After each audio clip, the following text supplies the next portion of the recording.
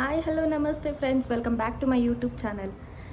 Friends, ಎಲ್ಲರೂ ಹೇಗಿದ್ದೀರಾ? ನೀವೆಲ್ಲರೂ ಚೆನ್ನಾಗಿದ್ದೀರಾ ಅಂದ್ಕೊಂಡಿದ್ದೀನಿ. ನಾನು ಕೂಡ ತುಂಬಾ ಚೆನ್ನಾಗಿದ್ದೀನಿ. ಇವತ್ತಿನ ವಿಡಿಯೋದಲ್ಲಿ ತಮ್ಲೈನಲ್ಲಿ ನೀವು ನೋಡಿರೋ ಹಾಗೆ ಮಗುವಿಗೆ ಅಂದರೆ ಕಲರ್ ಬರೋದಕ್ಕೆ ಯಾವ ಪ್ರಾಡಕ್ಟ್ ಯೂಸ್ ಮಾಡ್ಬೋದು, ಪ್ಲಸ್ ಮಗು ವೆಯ್ಟ್ ಗೇಯ್ನ್ ಆಗೋದಕ್ಕೆ ಏನು ಮಾಡಬೇಕು ಅಂಥೇಳಿ.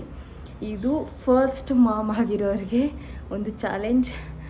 ಎಲ್ಲರೂ ಯೋಚನೆ ಮಾಡುತ್ತಾನೇ ಇರ್ತಾರೆ, ನಾನು ಕೂಡ ಮಾಡಿದ್ದೀನಿ. ಅಷ್ಟು ಹುಟ್ಟಿದಾಗ ಅಷ್ಟು ಕಲರ್ ಇರುತ್ತೆ ಬೇಬಿ, ಆಮೇಲೆ ಯಾಕೆ ಬ್ಲ್ಯಾಕ್ ಆಗೋಗ್ಬಿಡುತ್ತೆ ಅಂಥೇಳಿ. ಆಮೇಲೆ ಹುಟ್ಟಿದಾಗಿರೋ ವೆಯ್ಟಿಗೂ ಸಡನ್ನಾಗಿ ವೆಯ್ಟ್ ರಿಡ್ಯೂಸ್ ಆಗಿಬಿಡುತ್ತೆ. ಆಮೇಲೆ ಅದನ್ನ ವೆಯ್ಟ್ ಗೇನ್ ಹೇಗೆ ಮಾಡೋದು ಅಂತ ತುಂಬ ಕಷ್ಟಪಟ್ಟಿದ್ದೀನಿ. ನಾನು ಕೂಡ ಆ ಒಂದು ಜರ್ನಿಲಿ ಸಖತ್ ಕಷ್ಟಪಟ್ಟಿದ್ದೀನಿ. ಬೇರೆದೆಲ್ಲನೂ ಯೋಚನೆ ಮಾಡಿದ್ದೀನಿ, ಎಲ್ಲ ಸರ್ಚ್ ಮಾಡಿದ್ದೀನಿ. ಅದರ ಎಕ್ಸ್ಪೀರಿಯನ್ಸ್ ಮೇಲೆ ಈ ವಿಡಿಯೋನ ಮಾಡ್ತಾಯಿದ್ದೀನಿ. ನಿಮಗೆ ವಿಡಿಯೋ ಇಷ್ಟ ಆಯಿತು ಅಂದರೆ ಪ್ಲೀಸ್ ಲೈಕ್ ಮಾಡಿ, ಶೇರ್ ಮಾಡಿ, ಹಾಗೆ ನನ್ನ ಚಾನಲ್ನ ಸಬ್ಸ್ಕ್ರೈಬ್ ಮಾಡ್ಕೊಳ್ಳಿ. ಓಕೆ, ವಿಡಿಯೋನ ಸ್ಟಾರ್ಟ್ ಮಾಡೋಣ. ಮೊದಲನೇದಾಗಿ ಮಗುವಿನ ತೂಕ, ವೆಯ್ಟ್ ಬಗ್ಗೆ ಹೇಳಬೇಕಂದ್ರೆ, ಇದನ್ನು ನಾವು ತುಂಬ ತಲೆ ಕೆಡಿಸ್ಕೊಂಡಷ್ಟು ನಮ್ಮ ಮನಸ್ಸು ಹಾಳಾಗೋಗುತ್ತೆ ಫಸ್ಟ್ ಆಫ್ ಆಲ್. ಯಾಕಂದರೆ ನಮಗೆ ಮೊದಲನೇದಾಗಿ ಫಸ್ಟ್ ಮಾಮ್ ಆಗಿದ್ದರೆ ನಮಗೆ ತುಂಬ ಕಷ್ಟ ಪಡೋದು ಅಂದರೆ ಬ್ರೆಸ್ಟ್ ಫೀಡಿಂಗ್. ನಾನು ಪಟ್ಟಿರೋ ಕಷ್ಟ ಹೇಳ್ತೀನಿ. ನಂದು ಫಸ್ಟ್ ಏನಾಯಿತು ಹಾಸ್ಪಿಟಲಲ್ಲಿ ಅಂದರೆ ನಾರ್ಮಲ್ ಡೆಲಿವರಿನೇ ಆಗಿತ್ತು. ಬಟ್ ಸ್ವಲ್ಪ ಟೈಮ್ ಹಿಡಿತು ಮಗುನ ಕೊಡೋದಕ್ಕೆ, ಫೀಡ್ ಮಾಡಿಸೋದಕ್ಕೆ. ಆವಾಗ ಅವನಿಗೆ ಫೀಡ್ ಅವನಿಗೆ ಆಗ್ತಾ ಇಲ್ಲ. ಅದನ್ನು ಪುಟ್ಟು ಮಗು ಅಲ್ವಾ, ಅದಕ್ಕೆ ಹಾಲು ಕುಡಿಯೋದಕ್ಕೆ ಬರ್ತಾ ಇಲ್ಲ. ನಮಗೂ ಅದು ಹೆಂಗೆ ಏನು ಅಂತೇಳಿ ಏನೂ ಐಡಿಯಾ ಇಲ್ಲ. ಅಲ್ಲಿ ಹಾಸ್ಪಿಟಲಲ್ಲೆಲ್ಲನೂ ಟ್ರೈ ಮಾಡ್ತಾಯಿದ್ರು ನರ್ಸು, ಅವ್ರಿಗೂ ಕೂಡ ಏನೇ ಟ್ರೈ ಮಾಡಿದ್ರು ಆಗ್ತಾಯಿಲ್ಲ. ಅದ್ರ ಜೊತೆಗೆ ನಂದು ಕ್ರ್ಯಾಕಡ್ ನಿಪ್ಪಲ್ಸ್ ಇತ್ತು. ಸೊ ಇದರಿಂದ ನನಗೆ ತುಂಬ ಕಷ್ಟ ಆಗೋಯಿತು ಹೇಳಬೇಕು ಅಂದರೆ. ಫಸ್ಟ್ ಸ್ಟಾರ್ಟಿಂಗು ಅವನು 2 kg 900 ಇದ್ದ. ನಾವು ಡಿಸ್ಚಾರ್ಜ್ ಆಗಿ ಬರೋ ಅಷ್ಟೊತ್ತಿಗೆ 2.5 ಆಗಿದ್ದ ಅಂತ ಅನಿಸುತ್ತೆ. ಸೊ ಅವನಿಗೆ ಆವಾಗ ಫುಡ್ಡು ಸರಿಯಾಗಿ ಸಿಗಲಿಲ್ಲ ಮಗುಗೆ. ಸೊ ಆವಾಗ ನಾನು ತುಂಬ ಕಷ್ಟಪಟ್ಟಿದ್ದೀನಿ. ಯಾವ ಥರ ಮಾಡೋದು, ಇದನ್ನು ಹೆಂಗೆ ಮಾಡೋದು, ಪಂಪ್ ಮಾಡಿ ಕುಡಿಸೋದಕ್ಕೆ ಒಂದು ಸ್ವಲ್ಪ ಟ್ರೈ ಮಾಡಿದೆ. ಅದಾದಮೇಲೆ ಪಂಪ್ ಮಾಡಿ ಕುಡಿಸಿದ ಮೇಲೆ ನೋಡಿದ್ರೆ ಬ್ರೆಸ್ಟ್ ಮಿಲ್ಕ್ ಜಾಸ್ತಿ ಆಗಿಲ್ಲ. ಸೊ ಅದಕ್ಕೇನು ಮಾಡಬೇಕು ಅಂತೇಳಿ, ಬ್ರೆಸ್ಟ್ ಮಿಲ್ಕ್ ಜಾಸ್ತಿ ಮಾಡ್ಕೊಳ್ಳೋದಕ್ಕೆ ಏನೇನು ತಿನ್ನಬೇಕು ಅಂತೇಳಿ, ಎಲ್ಲರೂ ತಿಂತಾರಲ್ಲ, ಸಬ್ಸಿಗೆ ಸೊಪ್ಪಿರ್ಬೋದು, ಬೆಳ್ಳುಳ್ಳಿ ಇರ್ಬೋದು, ಈ ಥರ ಹಾಲು ಜಾಸ್ತಿ ಆಗೋದಕ್ಕೆ ತಿನ್ನೋವಂಥ ಪದಾರ್ಥನೆಲ್ಲ ತಿಂದು ಅದರಿಂದ ಜಾಸ್ತಿ ಮಾಡಿಕೊಂಡು ಆಮೇಲೆ ಅದನ್ನು ಮಗು ಕುಡಿಸೋ ಡೈರೆಕ್ಟಾಗಿ ಫೀಡ್ ಮಾಡಿಸೋದಕ್ಕೆ ತುಂಬ ಕಷ್ಟಪಟ್ಟೆ. ಆಮೇಲೆ ನಿಪ್ಪಲ್ ಶೀಲ್ಡ್ ಬರುತ್ತಲ್ಲ, ಅದನ್ನು ಯೂಸ್ ಮಾಡಿದೆ. ಅದಾದಮೇಲೆ ಡೈರೆಕ್ಟಾಗಿ ಸ್ವಲ್ಪ ದಿನ ಆದಮೇಲೆ ತೊಗೊಂಡಿದ್ದು. ಅದಕ್ಕೆ ಅವನು ಒಂದು 2 ಮಂತ್ಸ್ವರೆಗೂ 3 ಮಂತ್ಸ್ ಬರೋವರೆಗೂ ಸ್ವಲ್ಪ ವೆಯ್ಟ್ ಕಡಿಮೆನೇ ಇದ್ದ. ಯಾಕಂದರೆ ಆ್ಯಕ್ಚುಲಿ ನನ್ನ ಫಾಲ್ಟ್. ನನಗೇನು ಐಡಿಯಾ ಇರಲಿಲ್ಲ ಯಾವ ಥರ ಏನು ಅಂತೇಳಿ. ನನ್ನ ಮಿಸ್ಟೇಕಿಂದ ಆ ಥರ ಆಗಿದ್ದು. ಸೊ ಅದಾದಮೇಲೆ ಅವನು ಪಿಕಪ್ ಆದ, ಚೆನ್ನಾಗಾದ. ಮೇಯ್ನಾಗಿ ಮಗು ವೆಯ್ಟ್ ಗೇನ್ ಆಗಬೇಕು ಅಂದರೆ 6 ಮಂತ್ಸ್ವರೆಗೂ ಬೇರೆ ಯಾವ ಫುಡ್ಡು ಬೇಡ, ತಾಯಿಯ ಎದೆ ಹಾಲೆ, ಅದರಿಂದನೇ ಮಕ್ಕಳು ತುಂಬಾ ಚೆನ್ನಾಗಾಗ್ತಾರೆ ಅಂತ ಹೇಳ್ಬೋದು. ಇನ್ನು ಸಾಲಿಡ್ ಫುಡ್ ತಿನ್ನೋದಕ್ಕಿಂತ ಹೆಚ್ಚಾಗಿ ತಾಯಿ ಎದೆ ಹಾಲಲ್ಲಿ ತುಂಬ ಎಲ್ಲ ರೀತಿಯ ಪೋಷಕಾಂಶ ಇರುತ್ತೆ ಅಂತ ಹೇಳ್ತಾರೆ. ಸೊ ಅದಕ್ಕೆ ನೀವು ತುಂಬ ಚೆನ್ನಾಗಿ ತಿನ್ನಿ, ಮತ್ತು ಫೀಡಿಂಗು ಅಷ್ಟೇ ಚೆನ್ನಾಗಿ ಮಾಡಿಸಿ. ಮಗು ತುಂಬ ಚೆನ್ನಾಗೇ ಬೆಳವಣಿಗೆ ಆಗುತ್ತೆ, ತೂಕನೂ ಕೂಡ ಜಾಸ್ತಿ ಆಗುತ್ತೆ. ಅದು ಒಂದೇ ಸೊಲ್ಯೂಷನ್ ಇರೋದು. ಅದ್ರ ಜೊತೆಗೆ ಇನ್ನೊಂದೇನು ಮಾಡ್ಬೋದು ಅಂದರೆ, ಒಂದು 3 ಮಂತ್ಸ್ ಇಂದ ನಾನು ಏನು ಮಾಡಿದೆ, ಬಾದಾಮಿ ಇರುತ್ತಲ್ಲ ಅದನ್ನು ಎದೆ ಹಾಲಲ್ಲಿ ತೆಗೆದು ತಿನ್ನಿಸೋದು, ಇದನ್ನು ಮಾಡಿದೆ ಡೈಲಿ ಒಂದು. ಸೊ ಅದರಿಂದನೂ ಕೂಡ ಸ್ವಲ್ಪ ವೆಯ್ಟ್ ಗೇನ್ ಆಗ್ಬೋದು ಮಗು ಅಂತ ಹೇಳ್ಬೋದು. ಏನೂ ಕೊಡಬಾರ್ದು ಅಂತಾರೆ, ಬಾದಾಮಿ ಒಂದು ಕೊಡ್ತಾಯಿದ್ದೆ. ಅದಾದಮೇಲೆ ಮಗುಗೆ ಈ ವೆಯ್ಟ್ ಗೇನ್ದೇನೋ ಆಯಿತು. ವೆಯ್ಟ್ ಗೇನ್ ಆಗೋಕ್ಕೆ ಒಂದೇ ಒಂದು ಸೊಲ್ಯೂಷನ್, ಬೇರೆ ಯಾರು ಏನು ಹೇಳಿದ್ರು. ಫಾರ್ಮುಲಾ ಮಿಲ್ಕು ಕೂಡ ಕೊಟ್ಟಿರ್ತಾರೆ, ಎಲ್ಲರೂ ಗೊತ್ತು, ನಾವು ಸ್ಟಾರ್ಟಿಂಗ್ ಕೊಟ್ಟಿದ್ದೀನಿ. ಎಲ್ಲದಕ್ಕಿಂತ ಹೆಚ್ಚಾಗಿ ತಾಯಿ ಎದೆ ಹಾಲು ಒಂದೇ ಸೊಲ್ಯೂಷನ್ನು. ಅದನ್ನು ಕುಡಿಸಿದ್ರೆ ಮಾತ್ರ ಮಕ್ಕಳು ತುಂಬ ಚೆನ್ನಾಗಾಗ್ತಾರೆ. ಅದು ಒಂದು. ನೆಕ್ಸ್ಟ್ ಅದಾದಮೇಲೆ 5 ಮಂತ್ಸ್ ಕಂಪ್ಲೀಟ್ ಆಗಿ 6 ಬಿದ್ಮೇಲೆ ಸಾಲಿಡ್ ಫುಡ್ನ ಸ್ಟಾರ್ಟ್ ಮಾಡಿದೆ. ಸಾಲಿಡ್ ಫುಡ್ ಅಂದರೆ ಸ್ಟಾರ್ಟಿಂಗ್ ನಾನು ಸ್ಟಾರ್ಟ್ ಮಾಡಿದ್ದೆ ರಾಗಿ ಸರಿಯಿಂದ, ಮನೇಲಿ ಮಾಡ್ಕೊಂಬಂದು ಕೊಟ್ಟಿದ್ದರು. ಸೊ ಅದನ್ನೇ ಒಂದು 15 to 20 ಡೇಸ್ ಅದನ್ನೇ ಕೊಟ್ಟೆ. ಅದಾದಮೇಲೆ ಒಂದೊಂದೇ ವೆಜಿಟೇಬಲ್ಸ್ನ ಬೇಯಿಸ್ಬಿಟ್ಟು ಗ್ರೈಂಡ್ ಮಾಡಿ ಕೊಡೋದಕ್ಕೆ. ಗ್ರೈಂಡ್ ಮಾಡಬಾರ್ದು ಅಂತಾರೆ, ಬಟ್ ಹಂಗೆ ಕೊಡೋದಕ್ಕಾಗಲ್ಲ ಮಕ್ಕಳಿಗೆ, ಅದಕ್ಕೆ ಗ್ರೈಂಡ್ ಮಾಡಿ ಕೊಡ್ತಾಯಿದ್ದೆ. ಕ್ಯಾರೆಟ್ ಆಗಿರ್ಬೋದು, ಬೀಟ್ರೋಟು ಈ ಥರ. ಆಮೇಲೆ ಇವಾಗ ಇನ್ನೇನು 9 ಮಂತ್ಸು ಪ್ರತಿ ಒಂದೊಂದೇ ಮನೇಲಿ ಏನೇನು ನಾವು ತಿಂತೀವೋ ಅದನ್ನೆಲ್ಲ ಸ್ವಲ್ಪ ನಾನು ತಿನ್ನಿಸೋಕ್ಕೆ ಸ್ಟಾರ್ಟ್ ಮಾಡಿದ್ದೀನಿ. ಸೊ ಇವಾಗ ಓಕೆ ಯಾವ ಥರ ಇರುತ್ತೆ ನೆಕ್ಸ್ಟು ನಮ್ಮ ಎಕ್ಸ್ಪೀರಿಯನ್ಸ್ನ ಶೇರ್ ಮಾಡಿದ್ರೆ, ಇವಾಗ ಯಾರ್ಯಾರು ನ್ಯೂ ಮಾಮ್ಸ್ ಆಗ್ತಾ ಇದ್ದಾರೆ ಅವರಿಗೆಲ್ಲ ಹೆಲ್ಪ್ ಆಗುತ್ತೆ ಅಂತ ಇದನ್ನ ಶೇರ್ ಮಾಡಿದೆ. ಅದಾದಮೇಲೆ ಎರಡನೇದು ನಾನು ಹೇಳಿದ್ದು ಮಗುವಿಗೆ ಯಾವ ಪ್ರಾಡಕ್ಟ್ ಯೂಸ್ ಮಾಡ್ಬೋದು ಅಂಥೇಳಿ. ಈಗ ನಾನು ಈಗ ಹೇಳಿರೋ ಪ್ರಾಡಕ್ಟೇ ಎಲ್ಲ ಮಕ್ಳಿಗೂ ಆಗುತ್ತೆ ಅಂತ ಇಲ್ಲ, ಬಟ್ ಇದು ಯಾವುದೇ ರೀತಿಯ ಸೈಡ್ ಎಫೆಕ್ಟ್ ಆಗಿಲ್ಲ ಮಗುಗೆ, ಮತ್ತು ತುಂಬ ಚೆನ್ನಾಗಿ ಕಲರ್ ಬಂದಿದೆ. ನೀವು ತಂಬ್ಲೈನಲ್ಲಿ ನೋಡಿರೋ ಹಾಗೆ ಎಲ್ಲ ಮಕ್ಕಳು, ನನ್ನ ಮಗು ಅಂತ ಅಲ್ಲ, ಆಲ್ಮೋಸ್ಟಲ್ಲಿ ಎಲ್ಲ ಮಕ್ಕಳು ಹುಟ್ಟಿದಾಗ ತುಂಬ ಕಲರ್ ಇರುತ್ತೆ. ಅದಾದ ಮೇಲೆ 1 ತಿಂಗಳೊಳಗೆ ಏನಾಗ್ಬಿಡುತ್ತೆ, ಕಲರ್ ಫುಲ್ ಡಲ್ ಆಗಿ ಬ್ಲ್ಯಾಕ್ ಆಗಿಬಿಡ್ತಾರೆ. ಸುಮಾರು ರೀಸನ್ಸ್ ಇರ್ಬೋದು. ಹಾರ್ಮೋನಲ್ ಚೇಂಜಸ್ ಆಗಿ, ಅಂದರೆ ಒಳಗಡೆಯಿಂದ ಮಗು ಹೊರಗಡೆ ಬಂದಮೇಲೆ ಈ ಒಂದು ವಾತಾವರಣಕ್ಕೆ ಹೊಂದ್ಕೊಂಡು ಚೇಂಜಸ್ ಆಗೋದಿರ್ಬೋದು, ಇಲ್ಲ ಅಂದರೆ ಆ ಟೈಮಲ್ಲಿ ಜಾಂಡೀಸ್ ಆದಾಗ ಫೋಟೋಥೆರಪಿಗೆ ಇಟ್ಟಿರ್ತಾರೆ ಆ ರೇಸಿಂದ ಇರ್ಬೋದು, ಸಣ್ಣ ಲೈಟ್ ಡೈರೆಕ್ಟಾಗಿ ಬಿದ್ದಾಗಿರ್ಬೋದು. ಈ ಥರ ಸುಮಾರು ರೀಸನ್ಸಿಂದ ಮಕ್ಕಳು ಕಪ್ಪಗಾಗ್ತಾರೆ. ಅದು ಸಾಮಾನ್ಯ, ಯಾರು ಹೆದರ್ಕೋಬೇಕಾಗಿಲ್ಲ, ಅದು ಸಾಮಾನ್ಯ. ನಾನು ಸ್ಟಾರ್ಟಿಂಗು ನನಗೆ ಗೊತ್ತಿತ್ತಿದ್ದು, ತುಂಬ ಜನ ಹೇಳಿದರು ಫಸ್ಟ್ ಹಿಂಗಿರ್ತಾರೆ ಆಮೇಲೆ ಕಲರು, ಅದಕ್ಕೆ ನಾನು ತಲೆ ಕೆಡಿಸ್ಕೊಳ್ಳೋಕೆ ಹೋಗಿಲ್ಲ. ಅಂದ್ರೂ ಯಾವುದಾದ್ರೂ ಒಂದು ಬೆಸ್ಟ್ ಪ್ರಾಡಕ್ಟ್ ನಾನು ನನ್ನ ಮಗನಿಗೆ ಹಾಕಬೇಕು ಅಂತೇಳಿ ಫಸ್ಟು ಸ್ಟಾರ್ಟಿಂಗು ನನಗೆ, ಅಂದರೆ ಬೇಬಿಗೆ ಯಾವ ಒಂದು ಪ್ರಾಡಕ್ಟ್ನ ಯೂಸ್ ಮಾಡಬೇಕು ಅಂತೇಳಿ ಐಡಿಯಾ ಇರಲಿಲ್ಲ. ಹುಟ್ಟಿದ ಮೇಲೆ ಸ್ಟಾರ್ಟಿಂಗ್ ಹಿಮಾಲಯನೇ ತಂದಿದ್ದು, ಒಂದು ಚಿಕ್ಕ ನಮ್ಮ ಮನೇಲಿ ಅವಾಗ ಅರ್ಜೆಂಟಾಗಿ ಒಂದು ಪ್ಯಾಕ್ನ ತಂದ್ವಿ. ಸೊ ಅದನ್ನು ಒಂದು 15 ಡೇಸ್ ಅದನ್ನೇನಾದರೂ ಹಚ್ಚೋಕ್ಕೆ ಸ್ಟಾರ್ಟ್ ಮಾಡಿದ್ದು. ಅದಾದಮೇಲೆ ಏನಾಯಿತು ಅಂತಂದರೆ ಚಿಕ್ಕ ಪಿಂಪಲ್ಸ್ ಸ್ಟಾರ್ಟ್ ಆಯಿತು. ಅದು ಕೂಡ ಆಗುತ್ತೆ ಅಂತ ಹೇಳ್ತಾರೆ. ಸಾಮಾನ್ಯವಾಗಿ 1 ತಿಂಗಳು ಮಗುವಿನಲ್ಲಿ ಎಲ್ಲ ಚೇಂಜಸ್ ಆಗೋದ್ರಿಂದ, ಹಾರ್ಮೋನಲ್ ಇಂಬ್ಯಾಲೆನ್ಸ್ ಚೇಂಜಸ್ ಆಗ್ತಾ ಇರೋದ್ರಿಂದ ಪಿಂಪಲ್ಸ್ ಕೂಡ ಆಗುತ್ತೆ, ಫೇಸ್ ಡಲ್ ಆಗುತ್ತೆ, ಕಲರ್ ಎಲ್ಲ ಕಳ್ಕೊಳ್ಳುತ್ತೆ ಅಂತ ಹೇಳ್ತಾರೆ. ಮತ್ತು ವೆಯ್ಟ್ ಕೂಡ ರಿಡ್ಯೂಸ್ ಆಗುತ್ತೆ, ಆಮೇಲೆ ಜಾಸ್ತಿ ಆಗೋದು ಎಲ್ಲನೂ ಹೇಳ್ತಾರೆ. ಆದರೂ ಕೂಡ ತುಂಬ ಪಿಂಪಲ್ಸ್ ಆಗ್ತಾಯಿತ್ತು. ನಾನು ಇದು ಪ್ರಾಡಕ್ಟ್ ಬೇಡ ಅಂಥೇಳಿ ತುಂಬ ಸರ್ಚ್ ಮಾಡಿದಾಗ ನನಗೆ ತುಂಬ ಜನರ ಒಂದು ರಿವ್ಯೂಸ್ ಮೇಲೆ ನಾನು ಹೋಗಿದ್ದು ಸಬಾಮೆಡ್ಗೆ. ನಾನು ಈಗಲೂ ಹೇಳ್ತೀನಿ, ಸಬಾಮೆಡ್ ಯಾರು ಬೇಕಾದ್ರೂ ಯೂಸ್ ಮಾಡ್ಬೋದು, ತುಂಬ ಚೆನ್ನಾಗಿದೆ, ಯಾವುದೇ ರೀತಿಯ ಸೈಡ್ ಎಫೆಕ್ಟ್ಸ್ ಇಲ್ಲ. ಫಸ್ಟ್ ಸಬಾಮೆಡ್ನ ತೊಗೊಂಡು ನಾನು ಫಿಕ್ಸ್ ಆದೆ, ಅಂದರೆ ಇಮ್ಮಿಡಿಯೇಟಾಗಿ ಯಾವುದು ಚೇಂಜ್ ಆಗಲ್ಲ. ಇಮ್ಮಿಡಿಯೇಟಾಗಿ ನಾವು ಯಾವುದನ್ನು ಚೇಂಜ್ ಮಾಡೋದಕ್ಕಾಗೋದಿಲ್ಲ. ಈಗ ನಾನು ಸಬಾಮೆಡ್ ತೊಗೊಂಡು ಇವತ್ತು ಹಚ್ಬಿಟ್ಟು ನಾಳೆನೇ ಇದು ಪಿಂಪಲ್ಸ್ ಎಲ್ಲ ಕ್ಲಿಯರ್ ಆಗಬೇಕು, ಬ್ಲ್ಯಾಕ್ ಇರೋದು ಫೇಸ್ ಎಲ್ಲ ವೈಟ್ ಆಗಬೇಕು ಅಂದರೆ ಆಗೋದಿಲ್ಲ. ನಾನು ವೆಯ್ಟ್ ಮಾಡಬೇಕು, ಯಾವುದೇ ಒಂದು ಪ್ರಾಡಕ್ಟ್ ಯೂಸ್ ಮಾಡಬೇಕು ವೆಯ್ಟ್ ಮಾಡಬೇಕು ಅಂಥೇಳಿ ಅದರ pH ಲೆವೆಲ್ ಎಲ್ಲ ನೋಡಿ ಓಕೆ ಇದನ್ನೇ ತೊಗೊಳ್ಳೋಣ ಅಂಥೇಳಿ ತರಿಸಿ ನಾನು ಅಟ್ಲೀಸ್ಟ್ ಒಂದು 3 ಮಂತ್ಸ್, ನಾನಂತಲ್ಲ ನೀವು ಅಷ್ಟೇ, ಒಂದು 3 ಮಂತ್ಸ್ ವೆಯ್ಟ್ ಮಾಡಿ ರಿಸಲ್ಟ್ ಬರುತ್ತೆ ಅಂತ ಹೇಳ್ತೀನಿ ಅಷ್ಟೇ. ಎಲ್ಲದಕ್ಕೂ ಅಷ್ಟೇ. ಮತ್ತು ಈ ಪ್ರಾಡಕ್ಟ್ನ ಹಚ್ಚೋದ್ರಿಂದ ಮಗು ಕಪ್ಪಗಿರೋದು ಬೆಳ್ಳಗಾಗುತ್ತೆ ಅನ್ನೋದು ಅಲ್ಲ, ಮಗುವಿನ ಸ್ಕಿನ್ ಸಾಫ್ಟ್ ಆ್ಯಂಡ್ ಡೆಲಿಕೇಟೆಡ್ ಆಗಿರುತ್ತೆ. ಅದಕ್ಕೆ ಯಾವುದು ಜಾಸ್ತಿ pH ಲೆವೆಲ್ ಇರೋದು, ಕೆಮಿಕಲ್ಸ್ ಜಾಸ್ತಿ ಇರೋದನ್ನ ಯೂಸ್ ಮಾಡೋದಕ್ಕಿಂತ ಬೆಸ್ಟ್ ಪ್ರಾಡಕ್ಟಾಗಿ ಯೂಸ್ ಮಾಡಿ ಅಂತ ಹೇಳ್ತಾ ಇರೋದು. ಮತ್ತು ಇದರ ಪ್ರೈಸ್ ರೇಂಜ್ ಸ್ವಲ್ಪ ಜಾಸ್ತಿನೇ ಇದೆ, compare to Himalaya products compare ಮಾಡಿದ್ರೆ ಜಾಸ್ತಿ ಇದೆ. ನೀವು ನಿಮ್ಮ ಒಂದು ಅನುಕೂಲ ನೋಡ್ಕೊಂಡ್ಬಿಟ್ಟು ತೊಗೋಬೋದು. ಮತ್ತು ಅದರಲ್ಲಿ ಆ ಒಂದು ಪ್ರಾಡಕ್ಟ್ನ ತರಿಸಿ ನಾನು ಹಚ್ಚೋಕ್ಕೆ ಸ್ಟಾರ್ಟ್ ಮಾಡಿದ್ದೆ. ಆವಾಗ ನಾವು ನೆಕ್ಸ್ಟ್ ಚೆಕಪ್ಗೆ ಹೋದಾಗ ಕೂಡ ಕೇಳಿದ್ವಿ, ಯಾಕೆ ಈ ಥರ ಎಲ್ಲ ಪಿಂಪಲ್ಸ್ ಆಗ್ತಾಯಿದೆ, ಯಾವುದಾದ್ರೂ ಬೆಸ್ಟ್ ಕ್ರೀಮ್ ಇದೆಯಾ ಅಂತ ಕೇಳಿದಾಗ ಡಾಕ್ಟರ್ ಕೂಡ ನೀವು ಯಾವ್ದು ಯೂಸ್ ಮಾಡ್ತಿದ್ದೀರಾ ಅಂತ ಕೇಳಿದ್ರು.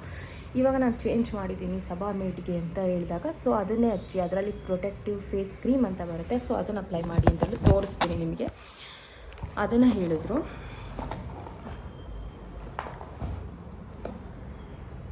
ಇದೆ, ಕಾಣಿಸ್ತಾ ಇದೆಯೋ ಇಲ್ವೋ, ಸಬಾಮೆಡ್ ಪ್ರೊಟೆಕ್ಟಿವ್ ಫೇಶಿಯಲ್ ಕ್ರೀಮ್. ಸೊ ಇದನ್ನು ಹಚ್ಚಿ ಅಂತ ಹೇಳಿದ್ರು. ನಾನು ಇದನ್ನು ಕೂಡ ಹಚ್ತಾ ಬಂದಿದ್ದೀನಿ, ಇಲ್ಲಿವರೆಗೂ ಹಚ್ಚಿದ್ದೀನಿ. ಸ್ಕಿನ್ನಲ್ಲಿ ಯಾವುದೇ ರೀತಿ ಪ್ರಾಬ್ಲಮ್ ಆಗಿಲ್ಲ. ಮೊದಲನೇದಾಗಿ ವೈಟ್ ಆಗೋದಕ್ಕಿಂತ ಹೆಚ್ಚಾಗಿ ಮಕ್ಕಳಿಗೆ ಸ್ಕಿನ್ಗೆ ಏನೂ ಆಗಬಾರ್ದು ಅದು. ಸೊ ತುಂಬ ಮಾಯ್ಶ್ಚರೈಸಿಂಗ್ ಕೂಡ ಕೊಡುತ್ತೆ. ನನ್ನ ಮಗುಂದು ನನಗೆ ಕಂಪೇರ್ ಮಾಡಿದ್ರೆ ನನ್ನ ಥರನೇ ಡ್ರೈ ಸ್ಕಿನ್ ಅಂತ ಅನಿಸುತ್ತೆ ನನಗೆ ಯಾವಾಗಲೂ, ಯಾಕಂದರೆ ತುಂಬ ಡ್ರೈ ಆಗ್ತಾ ಇರುತ್ತೆ. ಸೊ ಒಳ್ಳೆ ಮಾಯ್ಶ್ಚರೈಸಿಂಗ್ ಕೊಡುತ್ತೆ ಈ ಕ್ರೀಮು. ಮತ್ತು ಸ್ಮೂತ್ ಆಗುತ್ತೆ. ಇವಾಗ ಮಕ್ಕಳೆಲ್ಲ ಜಾಸ್ತಿ ಈ ಥರ ಜೊಲ್ ಸುರಿಸೋದಾಗಿರ್ಬೋದು, ಬಾಯಲ್ಲಿ ಮಾಡಿ ನೀರೆಲ್ಲಾಗಿ ಇಲ್ಲೆಲ್ಲ ಸಣ್ಣ ಸಣ್ಣ ಪಿಂಪಲ್ಸ್ ಎಲ್ಲ ಆಗೋಕ್ಕೆ ಸ್ಟಾರ್ಟ್ ಆಗುತ್ತೆ ಮಕ್ಕಳಿಗೆ. ಅದು ನನ್ನ ಮಗನಿಗೂ ತುಂಬ ಆಗ್ತಾ ಇರುತ್ತೆ. ಆದರೆ ಸ್ನಾನ ಮಾಡಿಸ್ಬಿಟ್ಟು ಈ ಕ್ರೀಮ್ನ ಕಂಟಿನ್ಯೂಯಸ್ ಆಗಿ ನೀವು ಅಪ್ಲೈ ಮಾಡಿ, ಇಮ್ಮಿಡಿಯೇಟಾಗಿ ಫೇಸ್ ತುಂಬ ಕ್ಲಿಯರ್ ಆಗುತ್ತೆ. ನಾನು ಇದಿಷ್ಟು ದಿನ, ಇವಾಗ ಅವನಿಗೆ 9 ಮಂತ್ಸ್ವರೆಗೂ ನಾನು ಚೆಕ್ ಮಾಡಿದ್ದೀನಿ. ಇದು ಬೆಸ್ಟ್ ಕ್ರೀಮ್ ಅಂತ ಹೇಳ್ತಾ ಇದ್ದೀನಿ, ಸಬಾಮೇಡ್ ಪ್ರೊಟೆಕ್ಟಿವ್ ಫೇಶಿಯಲ್ ಕ್ರೀಮ್.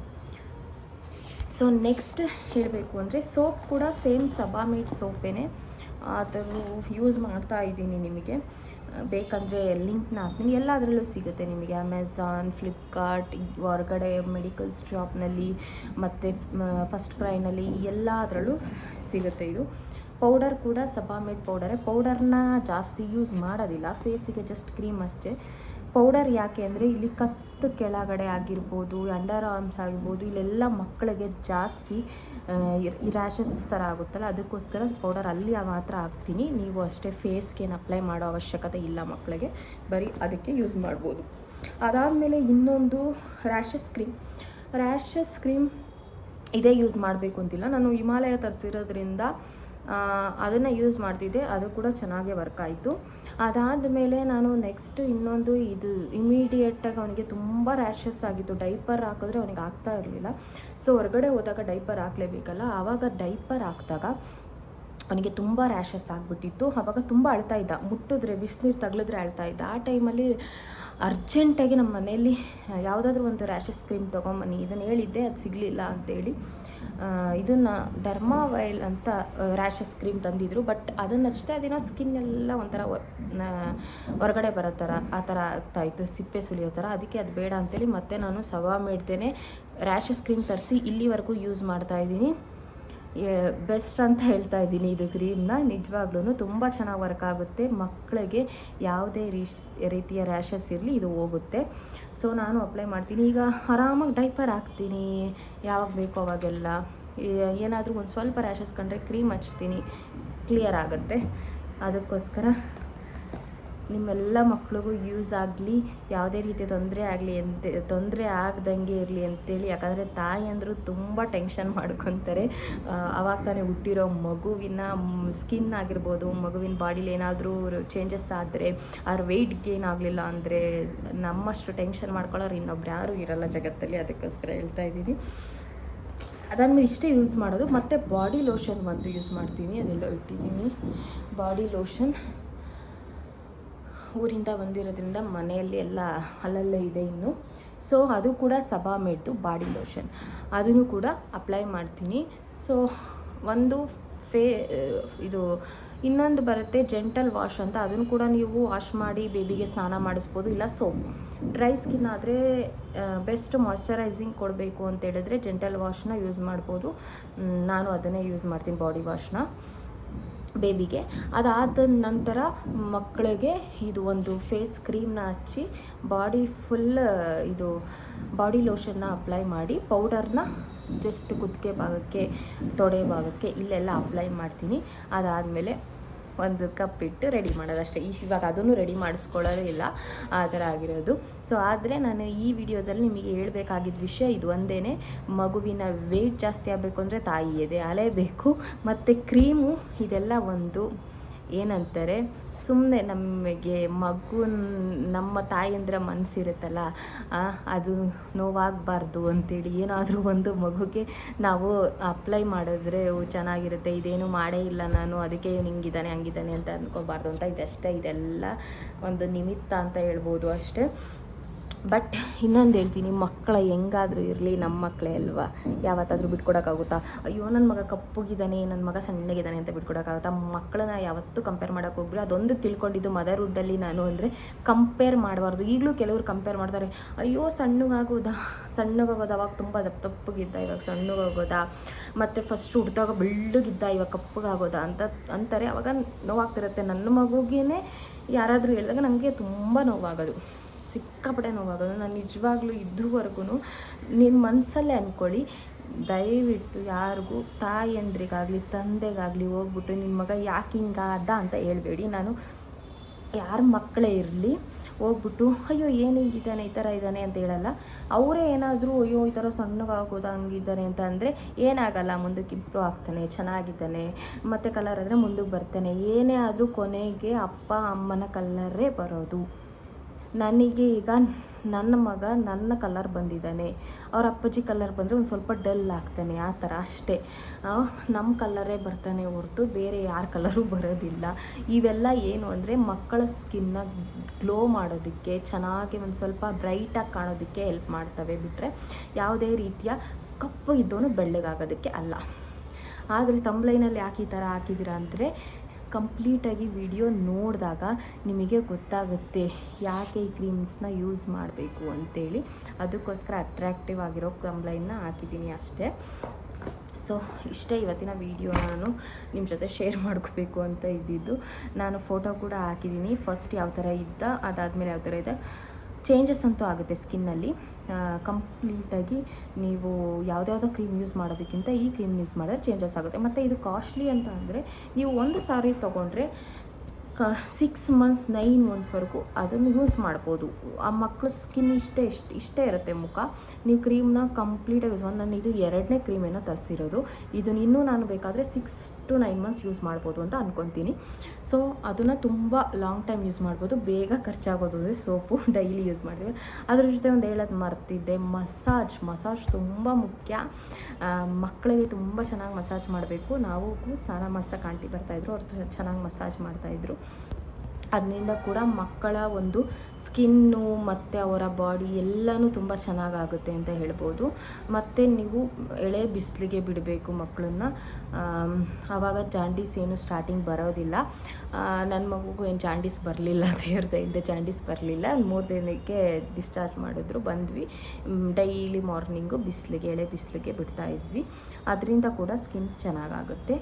ಆಮೇಲೆ ಇನ್ನೊಂದೇನು ಅಂತ ಅಂದರೆ ಮಸಾಜ್ ಮಾಡೋದಕ್ಕೆ ನಾನು ಯಾವತ್ತೂ ಆಯಿಲ್ ಯೂಸ್ ಮಾಡಲಿಲ್ಲ. ಈ ಸವಾಮೇಡ್ ಆಗಿರ್ಬೋದು, ಹಿಮಾಲಯ ಆಗಿರ್ಬೋದು, ಯಾವುದೇ ಒಂದು ಮಸಾಜ್ ಆಯಿಲ್ ಯೂಸ್ ಮಾಡಲಿಲ್ಲ. ಕೊಬ್ಬರಿ ಎಣ್ಣೆ,